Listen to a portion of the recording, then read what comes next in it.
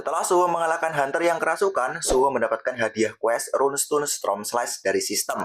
Skill itu adalah kekuatan dari Howling Wind yang dapat ditanamkan pada pedang dan memungkinkan Suho untuk menyerang banyak musuh secara bersamaan. Suho yang merasa senang dengan hadiah yang dia dapatkan kemudian berniat untuk mencoba skill barunya itu.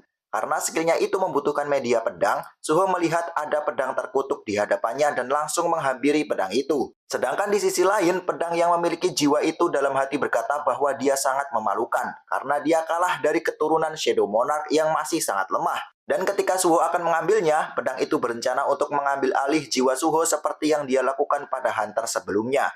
Namun ternyata rencananya itu gagal. Ketika Suho mengambil pedangnya, aura dari pedang itu berubah setelah digenggam oleh Suho.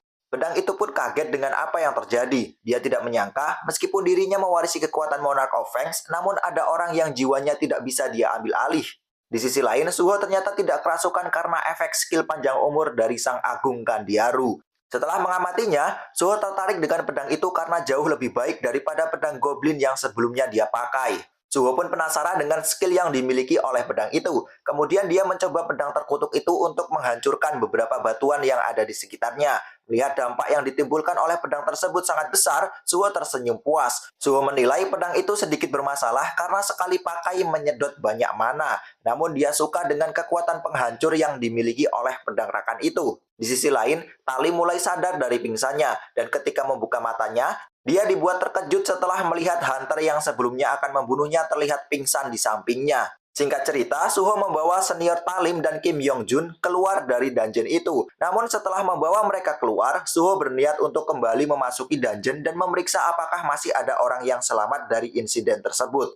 Ketika Suho memasuki dungeon, dalam hati Talib tak menyangka ada seorang hunter rank E yang memiliki skill summon seperti itu. Dia penasaran seberapa kuat Suho sebenarnya. Tapi untuk saat ini, hal itu tidaklah penting. Yang terpenting adalah Suho telah menyelamatkan semua tim penambang yang bertugas di sana. Setelah itu kita diperlihatkan situasi yang ada di dalam dungeon. Di sana terlihat Suho sedang mengoploki para monster serigala yang masih tersisa dengan mudah. Setelah menumbangkan para monster serigala itu, Suho mendapatkan kenaikan level lagi. Di saat yang sama, Suho heran kenapa kemampuan pedang rakan tiba-tiba menurun. Mendengar pernyataan itu, si pedang kemudian bilang dirinya tidak sudi bekerja sama dengan darah keturunan Shadow Monarch. Kemudian sistem memunculkan statistik pedang of Rakan, di mana pedang itu terbuat dari taring Rakan, yaitu Fangs of Monarch. Pedang itu memiliki jiwa Rakan yang masih tertinggal, dan mereka yang memiliki status lebih rendah dari pedang itu akan diambil jiwanya jika memegangnya. Beru yang melihat efek skill pedang itu menilai bahwa kemampuannya sangat memalukan. Namun mendengar dirinya direndahkan, pedang itu bilang bahwa hal itu sangat wajar, karena tidak akan ada hunter yang ingin menyerang target lebih kuat dari dirinya sendiri. Kemudian Beru menimpal bahwa tuan mudanya adalah hunter yang mengalahkannya meskipun kemampuan tuannya lebih lemah daripada pedang itu. Sementara Suho yang menyimak perdebatan Beru dan pedang itu malah merasa kacau. Tadinya dia tidak percaya dengan adanya serangga yang bisa ngomong, tapi sekarang dirinya malah bertemu dengan pedang yang bisa ngomong juga. Setelah itu Suho melihat ada sebuah gerobak yang tertinggal di sana. Dia pun membawa gerobak itu untuk berjaga-jaga dan mengeksplor dungeon sampai dirinya sampai di sebuah altar misterius.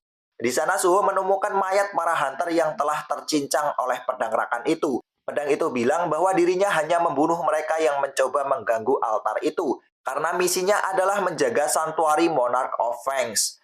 Mendengar pedang itu terus ngoceh bau, Suho pun menancapkan pedang itu dan menyuruhnya untuk diam. Kemudian Suho mengarahkan skill extraction ke arah salah satu mayat manusia yang ada di sana. Kemudian muncul notif sistem yang bilang bahwa skillnya bisa dia gunakan. Tetapi Suho mengurungkan niatnya untuk membangkitkan arwah para hunter. Dia pun membawa mayat itu ke atas gerobak. Menurutnya, membuat jiwa hunter yang telah mati untuk terus bertarung hanyalah sebuah hukuman. Beru dan pedang yang mendengar perkataan Suho itu jadi heran dengan kebaikan hati Suho. Setelah itu, Suho pun bertanya kepada Beru, jika ini adalah rumahnya Monarch of Fangs dan ayahnya juga seorang monarch, kenapa ayahnya membunuh para monarch? Apakah semua ini berhubungan dengan keberadaan Itarim? Kemudian Beru menjelaskan, Suho bisa menganggap bahwa Itarim adalah musuh di zaman sekarang, dan para monarch adalah musuh zaman sebelumnya. Jika dihitung dengan Shadow Monarch, maka ada total 9 monarch, yaitu Shadow Monarch, ada juga Monarch of Fangs, Monarch of Black, Monarch of the Iron Body, Monarch of White Flames, Monarch of Beginning, Monarch of Frost, Monarch of Transfiguration,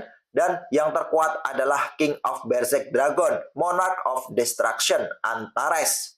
Meskipun 9 monark mempunyai kekuatan yang melebihi akal sehat, di saat ke-8 monark mencoba untuk menginvasi bumi, mereka semua dihancurkan oleh Shadow Monarch.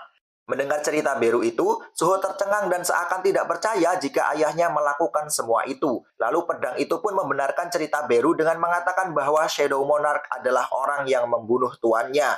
Maka dari itu, jika saja kekuatannya tidak hilang, pedang itu pasti akan mencincang Suho yang merupakan putra Shadow Monarch dan melemparkan mayatnya sebagai santapan para monster serigala. Mendengar perkataan si pedang, Suho jadi berempati. Kemudian dia bilang bahwa ayahnya hanya mencoba untuk melindungi bumi, dan si pedang pada dasarnya hanya ingin melindungi tempat ini dari para penjajah. Keduanya hanya ingin melindungi hal yang menurut mereka berharga. Suho jadi bingung kenapa pedang itu punya dendam padanya hanya karena dia keturunan dari Shadow Monarch. Suho kemudian berjalan menghampiri pedang itu dan mengatakan, jika misi si pedang adalah melindungi altar itu, maka memusuhi Shadow Monarch adalah hal yang bodoh. Lalu Suho bilang bahwa tujuannya adalah ingin menemui ayah dan ibunya yang tidak bisa dia temui karena ulah dari Itarim. Selama Suho bisa meraih tujuannya itu, maka dia akan terus mengumpulkan berbagai macam kekuatan. Jika Itarim berhasil menginvasi bumi, maka altar itu juga akan hancur. Maka dari itu, sambil memegang pedang itu, Suho menawarkan kerjasama kepada pedang itu. Jika pedang Rakan mau, maka Suho akan berjanji ikut melindungi altar itu juga. Singkat cerita, keesokan harinya, Lim Do-gyu diwawancarai oleh seorang wartawan. Dia diminta untuk memberitahu detail dari kejadian yang terjadi di dalam dungeon tempo hari. Karena berharap Suho akan mendapatkan pengakuan khusus, demi membalas budi, Lim Do-gyu menceritakan semua hal yang dia alami. Di malam harinya, artikel yang menceritakan aksi kepahlawanan Suho pun rilis di internet. Berita itu pun langsung dinotis oleh Lee Yong-hu, seorang tim manajemen dari Guild Black Tortoise yang sedang mencari Hunter Rank E sebagai porter. Para karyawan di sana tercengang mendengar beritanya Suho. Sedangkan Lee Yong-hu berencana merekrut Suho untuk menaikkan popularitas guild mereka. Merasa bahwa guild mereka adalah salah satu yang terbesar di Korea, dia cukup pede Suho akan menerima tawaran itu. Namun Lee Yong-hu terkejut karena Suho menolak tawarannya. Sementara di sisi lain, Suho heran karena banyak guild yang menawarinya untuk bergabung. Tapi Suho bilang bahwa dirinya sama sekali tidak tertarik untuk bergabung dengan guild manapun, karena hal itu hanya akan menghambat perkembangannya. Apalagi tawaran yang masuk hanya sebagai pembawa barang. Kemudian Suho kembali bertanya kepada pedang itu. Jadi waktu itu, awalnya si pedang Rakan merasa bahwa tawaran Suho itu sangat konyol. Namun jika dipikir-pikir, bisa bekerja sama dengan Shadow Monarch adalah sesuatu yang menguntungkan. Karena hal itu, pedang itu memberikan satu syarat, yaitu dengan meminta Suho untuk mengantarkannya ke sentuari yang lain. Lalu Suho bertanya bagaimana caranya pergi ke sentuari itu. Pedang Rakan itu bilang dia hanya bisa merasakan bahwa gate yang mengarah pada sentuari itu telah muncul.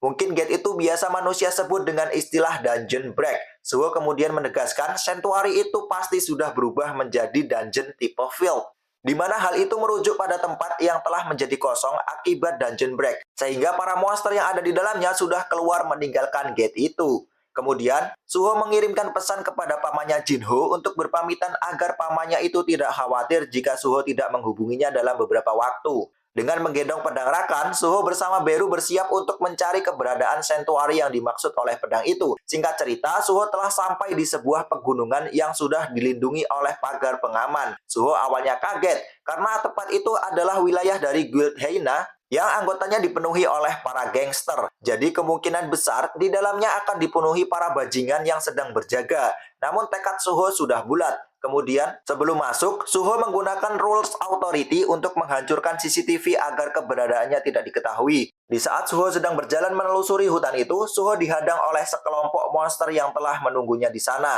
Melihat hal itu, pedang Rakan jadi bersemangat untuk menunjukkan kekuatannya. Hal itu pun langsung dinotis baik oleh Suho. Namun Suho bilang bahwa dia tidak akan menggunakan pedang Rakan sebagai senjata utamanya, karena dia sudah mempunyai cara bertarungnya sendiri untuk menghadapi para monster itu. Seketika Suho langsung mengoplok seekor monster dengan pukulan uppercut yang berhasil membunuh satu monster di hadapannya. Lalu Suho terus mengoploki para monster yang datang menyerangnya. Dengan dukungan Rules Authority, Suho menarik pedang Rakan. Bersama pedang itu, Suho langsung mencincang para monster di sana menggunakan skill Storm Flash yang dia miliki. Lalu kemudian Suho membangkitkan arwah monster yang telah dia kalahkan dan merubah wujud prajurit bayangannya itu menjadi sebuah sarung tangan. Dengan menggunakan sarung tangan bayangan itu, Suho menghajar para monster yang masih tersisa. Setelah itu, dikarenakan Suho sudah meningkatkan status intelijennya, saat ini dia bisa membangkitkan 5 prajurit bayangan. Namun Suho malah dibuat kesal karena Beru meledeknya dengan mengatakan bahwa kemampuan Suho tidak ada apa-apanya dibandingkan dengan Shadow Monarch yang bisa membangkitkan jutaan pasukan sekaligus. Singkat cerita, pedang Overrakan menunjukkan keberadaan gerbang menuju Sanctuary itu berada. Namun di sana masih ada beberapa orang yang sedang berjaga. Melihat hal itu, Suho malah curiga kenapa mereka masih ada di sana di tengah malam seperti itu. Karena jika untuk mengalahkan monster, hal itu lebih baik dilakukan pada siang hari. Namun tiba-tiba ada sebuah mobil datang. Mobil itu terlihat menurunkan beberapa orang manusia yang diikat dan matanya ditutup. Suho pun langsung sadar jika hal itu adalah sebuah aksi perdagangan manusia. Tanpa pikir panjang, Suho langsung keluar dari tempat persembunyiannya dan menyerang seorang kriminal yang ada di sana. Melihat hal itu, para kriminal yang lain pun langsung terkejut. Begitu juga Beru dan prajurit bayangan yang tidak habis pikir dengan kelakuan tuannya itu. Melihat ada penyusup yang masuk, para kriminal pun langsung marah. Tapi di sisi lain, Suho justru panik dengan apa yang dia lakukan. Suho baru sadar jika saat ini dia sedang menyusup ke wilayah guild lain. Dan itu adalah tindakan yang ilegal. Namun Suho langsung membuat topeng dari bayangan dan mengatakan bahwa perbuatan para kriminal yang menculik dan membahayakan manusia adalah tindakan yang melanggar hukum. Tapi para kriminal tidak peduli dengan ocehan Suho, dan mereka langsung bergegas untuk menyerangnya. Menanggapi hal itu, Suho langsung meninju salah satu kriminal hingga terhempas mengenai seorang kriminal yang ada di belakangnya. Kemudian Suho terus mengoploki para kriminal yang masih tersisa satu persatu. Dengan kemampuannya yang sudah berkembang, saat ini para kriminal yang ternyata adalah Awakener setingkat Hunter Rank D bukanlah sebuah masalah besar bagi Suho. Dan dengan cepat mereka semua sudah berhasil dibereskan dan diikat menjadi satu. Beru pun memberikan pujian karena tuan mudanya itu bisa membereskan para kriminal tanpa ada satupun yang mati. Jangan lupa like, komen, dan subscribe.